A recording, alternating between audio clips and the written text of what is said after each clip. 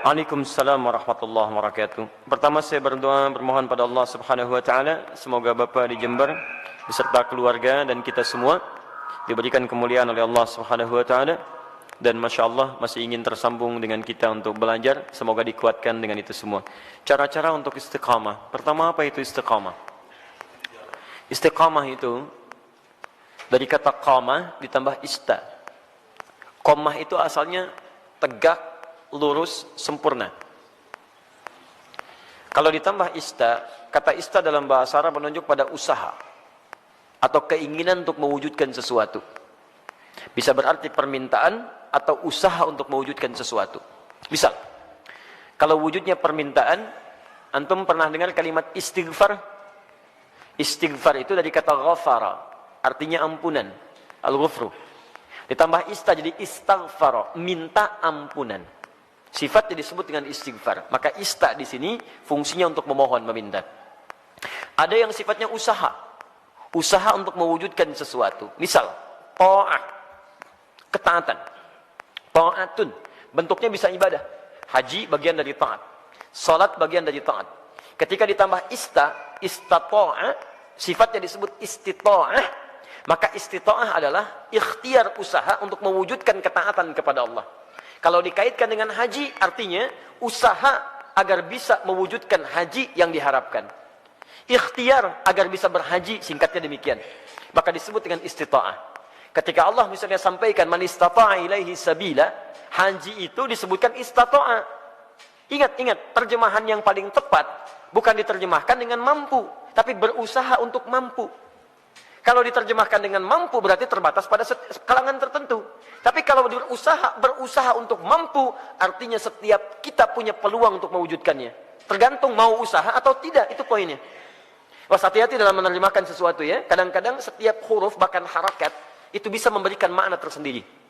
Ya, antum simpulkan, saya belum istita'ah, kenapa? Belum ada harta. Betapa banyak orang kaya yang belum bisa berhaji. Dan tidak sedikit orang-orang yang dipandang tidak mampu dengan hartanya, justru dia berangkat dalam haji. Itu luar biasa. Jadi ketika antum mau mewujudkan haji atau ibadah dengan baik, tambahkan ista, iringi dengan ikhtiar untuk mewujudkannya. Seorang gadis cilik namanya Naura pernah menulis surat kepada kami. Ya, dan saya menangis membaca itu dalam kamar hotel. Dan saya mendoakan kepada Allah supaya diwujudkan cita-citanya. Ustaz Adi, saya Naura, kelas 4 SD, baru hafal 4 juz ya Ustaz Adi. Mohon doakan saya agar bisa menjadi penghafal Quran. Saya ingin jadi hafid, ingin memberikan mahkota di kepala orang tua saya. Mohon doakan Ustaz Adi, semoga saya sekeluarga bisa umrah bersama Ustaz, haji ke Baitullah. Masya Allah. Saya diam, saya menangis. Dan saya bermohon kepada Allah agar menerima bagian dari doa dinda itu. Anak kecil polos menulis dengan guratan tangannya. Tum tahu apa yang terjadi? Dia cuma menuliskan kalimat, tapi kalimatnya sampai menggetarkan arsy. Saya baru tahu kemudian sehari sebelum ini, sebelum hari ini, hari Rabu kemarin. Kalau doanya sudah dijawab oleh Allah jauh sebelumnya. Dari mana doanya? Dialihkan lewat yang lain supaya ada sinergi dalam kebaikan. Syekh Ali Jabir yang pertama merespon itu. Awalnya saya ingin berangkatkan kemudian di bulan November, tapi Allah menginginkan lebih cepat dia berangkat. Kami akan berangkat umrah bulan November, tapi Allah menginginkan dia lebih cepat berangkat karena tangisannya, karena doanya, karena harapannya. Lalu Syekh Ali Jabir, Masya Allah, semoga Allah rahmati beliau, berikan kebaikan. Ya, kemudian diberikan dengan sekeluarganya umrah dari tulisan tangan anaknya yang diberangkatkan, dianya, adiknya, bapaknya, ibunya. Bayangkan bagaimana anak ini berusaha dalam kebaikan. Dan biasanya ibu bapak kalau anak sudah soleh, orang tuanya dapat. Orang tuanya akan dapat. Musa, Masya Allah, saya doakan kebaikan untuk adinda Musa. Hafal Quran 30 juz. Ketika dia hafal Quran, orang tuanya ikut diangkat. Anaknya berangkat haji, bapaknya ikut haji. Anaknya berangkat ke Jeddah, bapaknya ikut ke Jeddah. Semua orang tuanya. Dan yang dicari biasanya orang tuanya. Silahkan cek. Bukan berapa hartanya, bukan macam-macamnya. Ketika ada anak orang baik, antum akan tanyakan siapa orang tuanya.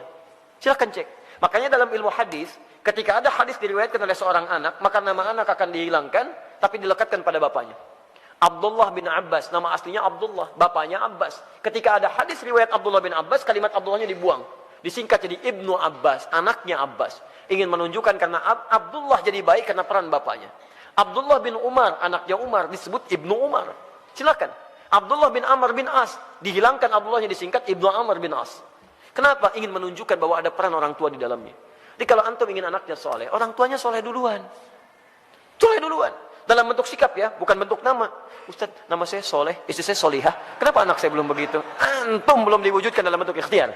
Itu masalahnya. Jelas ya? Di teman-teman, ayo masukkan nilainya ke situ, hadirkan ke situ, ikhtiar kita, dan insya Allah ada kebaikan di dalamnya.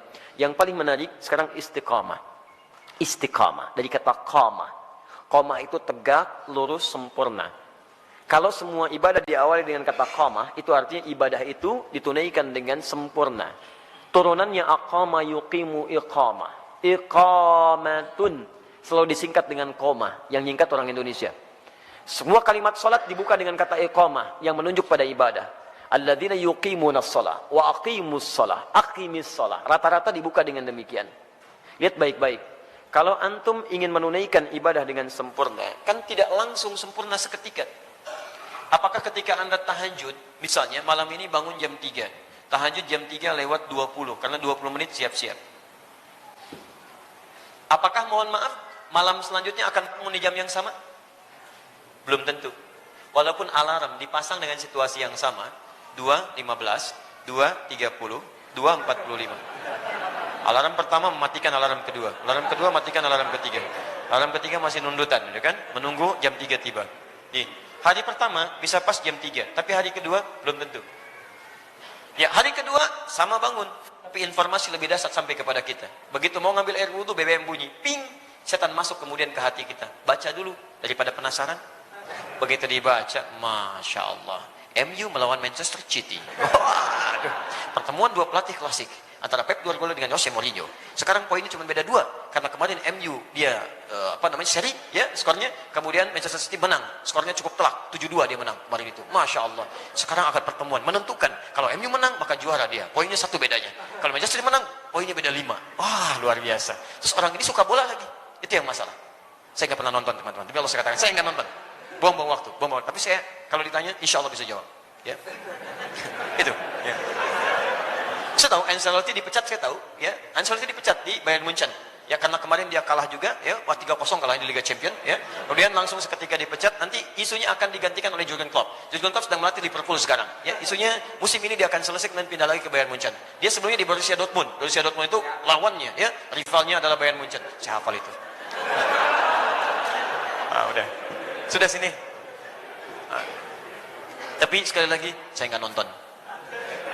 Ini 3.20. Antum berusaha ngatasi gangguan ini, berusaha untuk konsisten sempurna sesuai waktu dan keadaannya. Berusaha tambah ista. Dengan qamah. Disatukan jadi istaqama, yastaqimu, sifatnya disebut dengan istiqamah. Jadi istiqamah itu artinya usaha untuk konsisten dalam kebaikan atau ketaatan. Usaha untuk konsisten menunaikan ketaatan.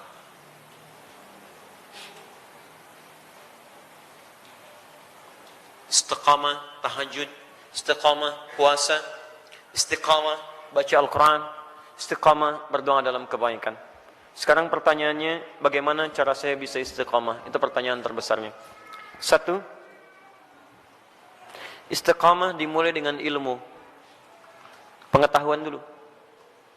Kalau antum kerjakan sesuatu tanpa pengetahuan, maka tidak akan ada motivasi bagi kita untuk menguatkan hal yang ingin kita kerjakan. Bahkan Nabi SAW pun ketika akan diangkat menjadi Rasul, kemudian diberikan tugas beliau untuk berdakwah, itu jedanya 5 tahun sampai berdakwah, dan dari jeda itu diberikan dulu bekal pengetahuan.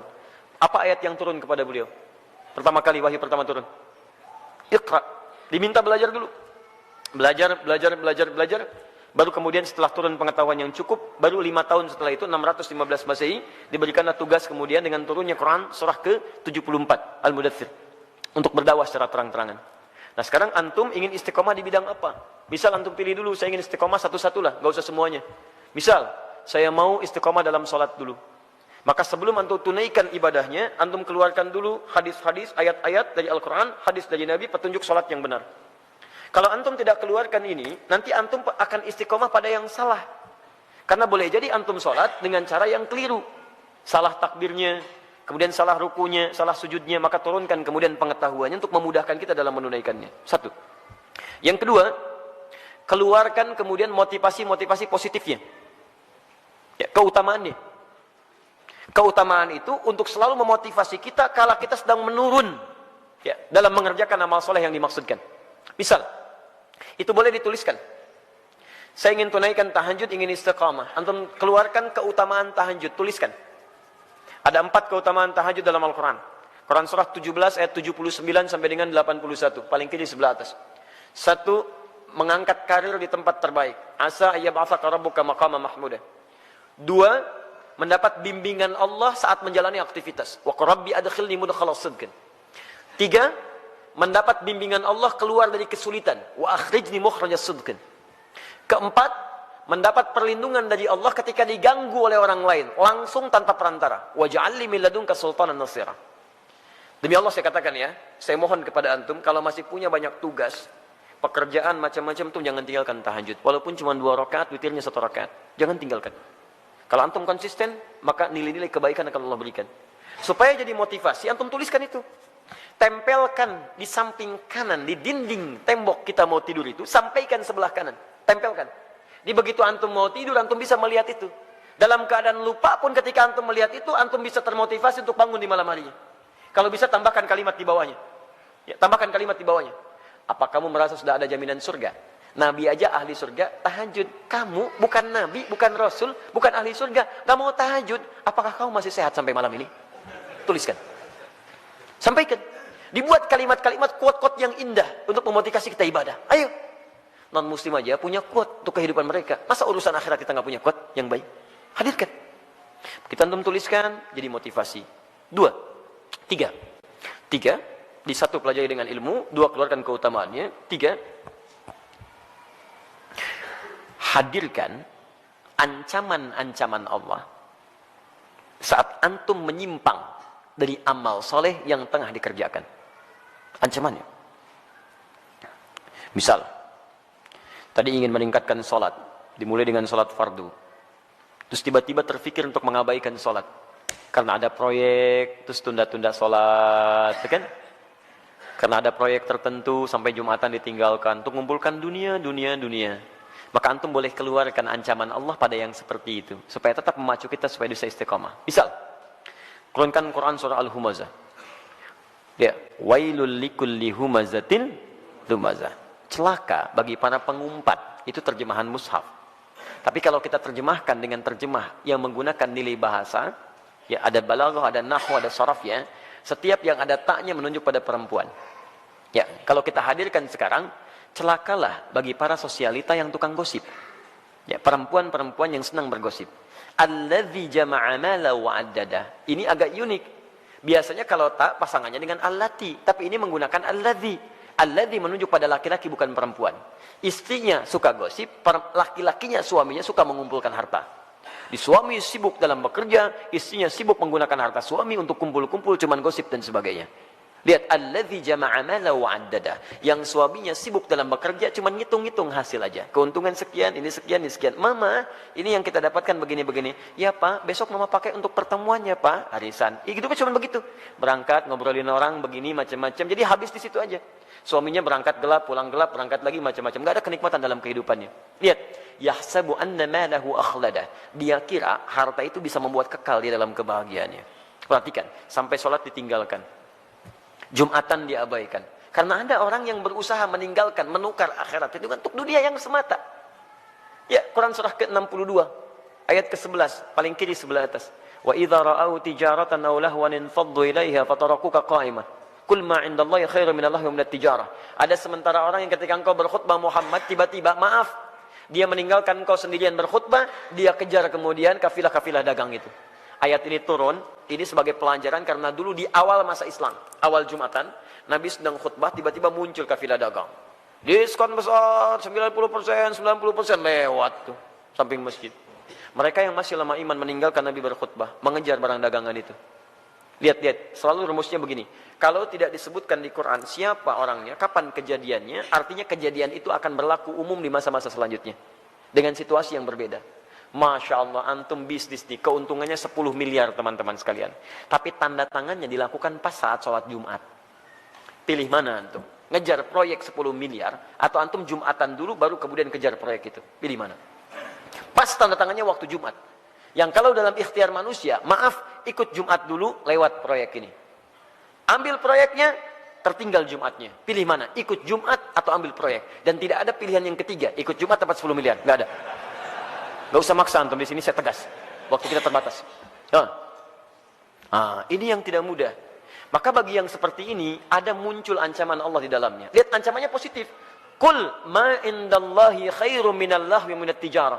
Katakan Muhammad pada orang-orang yang masih senang dengan yang seperti itu, menukar akhirat dengan dunianya, atau hanya senda gurau aja, canda dia dengan yang seperti itu, cuman canda aja. Allah sudah siapkan ganti yang terbaik untuk dia. Apa alasan paling logisnya? Wallahu khairur razikin, saya yang tentukan rezekinya. Ayo kamu ikut ke sana, saya buat kecelakaan di jalan. Ayo kamu dapatkan itu, maut sudah menanti kamu sekarang. Jumat tidak dapat, harta nggak diperoleh. Mau apa kamu? Kalau dia mau datang dulu, saya ganti dengan yang lebih baik. Dia dapatkan proyeknya, dia dapatkan ketenangannya. Diberikan yang terbaik. Tapi kalau antum paksa tinggalkan itu, maka ayat diteruskan. Yahsabu anna malahu akhlada. Kalla layumbadanna fil hutama. Bagi orang yang rela meninggalkan ibadahnya, hanya untuk urusan dunianya, dunia dibagi dua. Tijarah untuk bisnis, lahun untuk yang tidak bermanfaat. Ninggalin tahajud cuma untuk sekedar nonton-nonton yang tidak jelas. Ninggalin sholat hanya untuk sekedar nonton-nonton yang tidak jelas. Ada konser, ayo lewat. Isanya, maghribnya, ayo lewat. Silahkan. Beli tiket, beli ini, beli itu, ayo. Ada yang joget-joget, ada yang macam, ada yang mabuk ini itu. Dia itu lahun namanya. Dia kira akan abadi dengan keadaannya. Lihat baik-baik. Saya siapkan neraka spesial, namanya Hutamah. Wa ma adraka mal Hutamah? Tahukah engkau apa tipikal neraka spesial Hutamah itu? Narullahil muqadah. Neraka itu spesial karena akan dibuat membakar dari ujung sampai dengan kedalamannya. Lihat. Allati tattali'u 'alal afidah, sampai dengan ke otak yang paling dalam. Innaha 'alaihim mu'sadah. Kalau dia enggak berubah, dia neraka itu mengintai menunggu. Kamu cepat pulang ya, saya tunggu. Cepat pulang, saya tunggu. Fi amadim mumaddadah, dan dia tidak dibiarkan tapi terikat secara singkat. Orang yang hidupnya mau meninggalkan ibadah hanya untuk urusan dunia, maka di nerakanya nanti, di neraka gambaran singkatnya, itu akan diikat begini. Bukan dilepas. Karena nanti ada orang di neraka yang biasa itu dilepaskan. Begitu haus dia ngambil air, airnya dari timah, ambil. Mau makan, makanan dari duri. La yusminu wa la yughni min ju'. Ayo ambil dan sebagainya. Tapi yang ini enggak punya kesempatan, diikat begini. Cara membakarnya, kalau yang lain apinya langsung, kalau ini tidak. Dari ujung kaki seperti dilas. Sampai dalamnya matang. Dan ini tidak akan pernah naik kalau belum matang. Awas, matang dulu. Begitu sudah matang naik, yang ini sembuh, ini matang dulu. Sampai ke ujung akal yang paling dalam, al-afidah. Afidah itu jamak dari fuad. Yang menentukan, yang merancang kegiatan kita. Seakan-akan Allah katakan begini, ini isi otak kamu ini apa sih? Yang lain masih mikir sholat, baca Al-Quran, macam-macam. Otak kamu ini lagi. Maksiat lagi. Sampai meninggalkan ibadah, saya bakar sampai ke otak yang paling dalamnya. Supaya nampak isi otak kamu ini apa. Terus, dan diikat. Kalau mau coba silakan. Tapi disampaikan supaya kita tidak masuk ke dalamnya. Makanya antum keluarkan, tuliskan ancamannya. Begitu sudah seperti itu, maka berusaha untuk mewujudkannya. Bismillah, antum berdoa kepada Allah. Yang terakhir berdoa. Minta supaya dikuatkan oleh Allah Subhanahu wa taala. Ya, minta supaya dikuatkan oleh Allah Subhanahu wa taala. Makanya nanti ada doa-doa. Ya, ada doa-doa untuk bisa dikuatkan dalam keimanan. Allahumma tsabbit qulubana ala dinik. Ya Allah, kuatkan hati kami ya Allah dalam tuntunan agamamu. Rabbana la tuzigh qulubana ba'da idh hadaitana. Ya, wa hab lana min ladunka rahmah innaka antal wahhab. Ya Allah, jangan geser keadaan hati saya setelah saya kuat berada di jalan-Mu ya Allah. Anugerahkan saya keturunan terbaik untuk menjaga iman kami ya Rabb. Jadi, belajar ilmunya, belajar ketentuannya, hadirkan motivasinya, jauhi kemudian ancamannya, setelah itu berdoa kepada Allah untuk dijaga. Dengan itu, famastaqamu, disebutlah orang ini istiqamah. Tatanazzalu alaihimul malaikah, maka diturunkan oleh malaikat untuk menjaga sifat istiqamahnya. Nanti ada bisikan dari malaikat. Ada bisikan, masuk lewat sifat takwa. Di orang istiqamah itu, kalau ikhtiar tadi 4 ditempuh dengan baik, maka malaikat turun untuk menjaga dia. Tatanazzalu alaihimul malaikah, dijaga oleh malaikat. Apa penjagaannya? Bisa penjagaan terus kepada ibadah dan dijaga dari maksiat. Yang kedua, dijaga supaya tidak bersedih dalam kehidupannya. Allah khaufun alaihim walahum yahzanun. Dijaga supaya tidak sedih, artinya dia tenang. Dan dijaga supaya tidak gelisah, artinya dia senang dalam kehidupannya. Maka kalau malaikat sudah turun, Masya Allah, antum bisa rasakan sendiri. Dulu ketinggalan sholat fardu terlambat, biasa-biasa. Sekarang ketinggalan tahajud, menyesal antum. Ya Allah, ya Allah. Hebatnya, begitu ada pikiran maksiat, langsung diluruskan oleh Allah. Itu nggak baik buat saya. Tinggalkan. Itu nggak bagus. Tinggalkan. Nah, jadi demikian caranya bagi teman kita yang di Jember. Semoga Allah bisa berikan kebaikan-kebaikan untuk kita semua dan bisa menghadirkan sifat istiqamah dalam kehidupan kita.